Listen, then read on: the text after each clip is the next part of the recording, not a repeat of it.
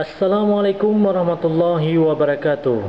Pemirsa MAN TV dimanapun Anda berada.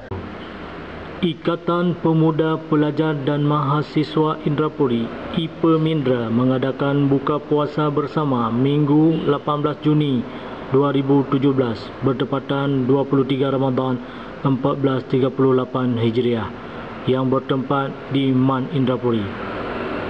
Acara ini diadakan untuk bersilaturahmi antar pengurus, panitia dan peserta leadership training yang diadakan pada 3 Juni 2017 oleh IPMINDRA. Jaafar mengatakan dengan diadakan buka puasa bersama, kita bisa bersilaturahmi bersama dengan pengurus, panitia dan peserta leadership training. Tahun ini begitu sederhana kami membuatnya dan tidak ada undangan dari luar, tambah Jaafar yang juga Ketua Umum IPMINDRA. Setelah berbuka puasa bersama, dilanjutkan dengan solat maghrib berjamaah yang diimami oleh Diraja Fadlullah.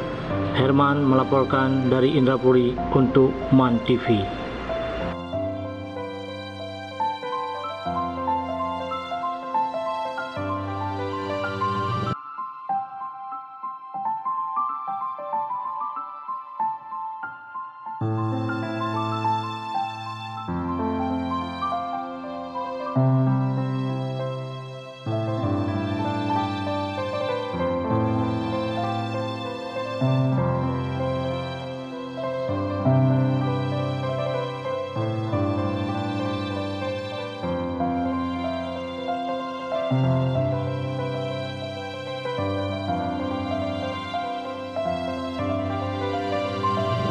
Assalamualaikum warahmatullahi wabarakatuh.